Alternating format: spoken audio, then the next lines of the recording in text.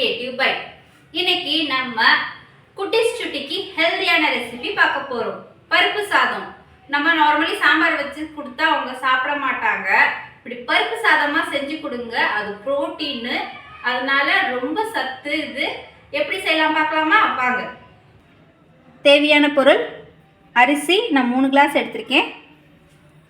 பருப்பு, தோரம்பருப்பு, பாசிப்பருப்பு அரை கப்பு, ரீஃபைண்ட் ஆயில்,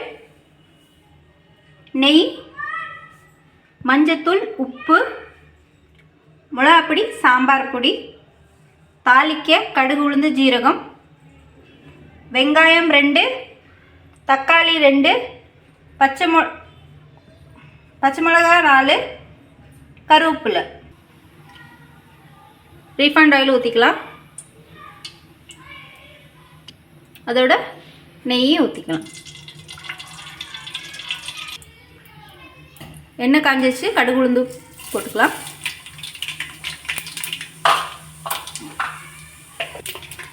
கடுகு உளுந்து பொரிஞ்சிருச்சு. இப்போ வெங்காயம், பச்சை மிளகாய், கருவேப்பிலையும் போட்டுக்கலாம்.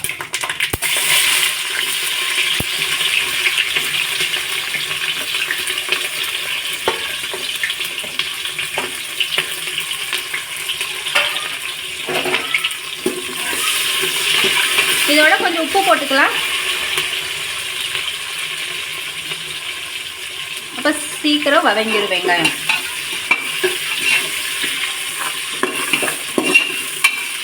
இதில் கொஞ்சம் இஞ்சி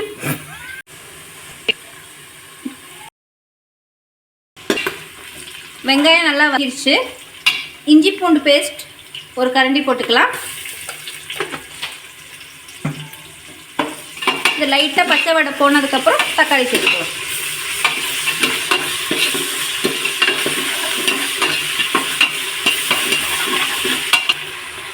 இஞ்சி பூண்டு பச்சை வாசனை போயிடுச்சு. இப்போ தக்காளி சேர்த்துக்கலாம்.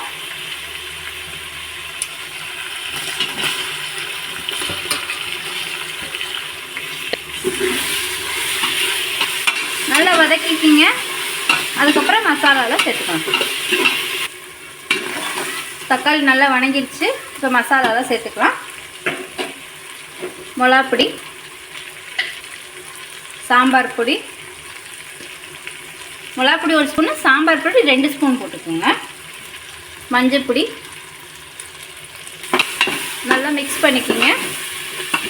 மிக்ஸ் பண்ணிவிட்டு தேவையான தண்ணியை ஊற்றிக்கங்க. தண்ணி இப்போ நான் 3 கிளாஸ் எடுத்திருக்கேன் அரிசி. அதுக்கு 6 கிளாஸும், பருப்புக்கு 3.5 கிளாஸும். 1 கிளாஸ் பருப்புக்கு 3.5 கிளாஸ் தண்ணி ஊற்றணும். அப்போத்தான் நல்லா சாப்பாடு நல்லா தளன்னு குழஞ்சி வரணும். அப்போத்தான் டேஸ்ட் நல்லாயிருக்கும். நான் தண்ணி ஊற்றிக்கிறேன்.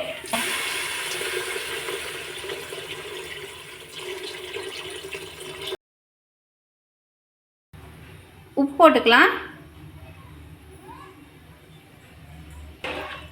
நல்லா மிக்ஸ் பண்ணிக்கலாம். நான் ஆல்ரெடி வெங்காயத்தில் உப்பு போட்டிருக்கேன். அதனால உப்பு எவ்வளோ தேவையோ அவ்வளோ மட்டும் போட்டுக்குங்க. கொதிச்சதுக்கப்புறம் அரிசி போட்டுக்கலாம். அரிசி போட்டுக்கலாம். அரிசியும் பருப்பும் ஒன்றா கழுவி வச்சுருக்கிறேன், போட்டுக்கலாம்.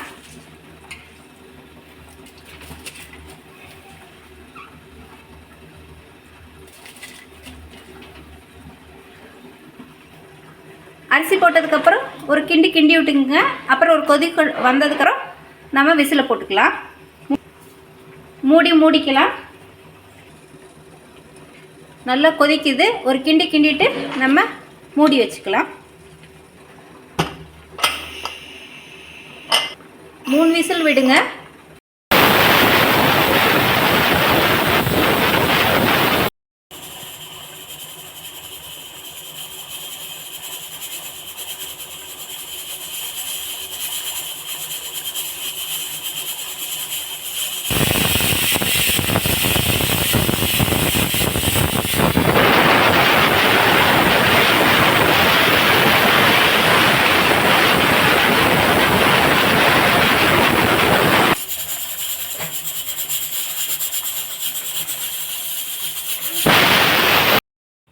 நல்லா குழஞ்சிருக்குது. இப்படி தான் குழையணும் பருப்பு சாதம்.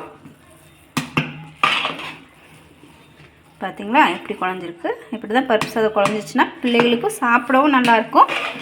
இப்படி கொடுத்தீங்கன்னா பருப்பு இருக்கிறதே தெரியாது. பிள்ளைங்க லெமன் சாதமா ஏதோ ஃப்ரைட் ரைஸ் மாதிரியே இருக்குது அப்படின்னு நினச்சி நல்லா சாப்பிடுவாங்க. பார்த்தீங்களா, பிள்ளைகளுக்கும் நல்லா சீக்கிரமாக இறங்கும் வயிற்றுக்குள்ளே. நம்ம ஹெல்த்தியான ரைஸ் இன்னைக்கு பார்த்துட்டோம். ப்ரோட்டீன் ரைஸ்னால் பருப்பு சாதம். நம்ம குட்டீஸ் சுட்டிக்கு இது ரொம்ப நல்லது, எல்லாத்துக்கும் நல்லது. நம்ம குட்டீஸ் சாப்பிட மாட்டாங்க, இப்படி செஞ்சு கொடுத்தா இன்னும் நல்லா சாப்பிடுவாங்க. வேணும்னா மேலே நெய் ஊற்றி கொடுங்க பிள்ளைகளுக்கு, ரொம்ப நல்லது. தேங்க்யூ ஃபார் வாட்சிங். நிறைய வீடியோஸ் இன்னும் நிறைய போடுறேன் நான் உங்களுக்காக. உங்களுக்கு எதனால டவுட்ஸ் எதனால இருந்துச்சுன்னா மறக்காமல் கமெண்ட் பண்ணுங்கள், நான் கண்டிப்பாக ரிப்ளை பண்ணுறேன். தேங்க்யூ ஃபார் வாட்சிங். லைக் பண்ணுங்கள், சப்ஸ்கிரைப் பண்ணுங்கள். தேங்க்யூ.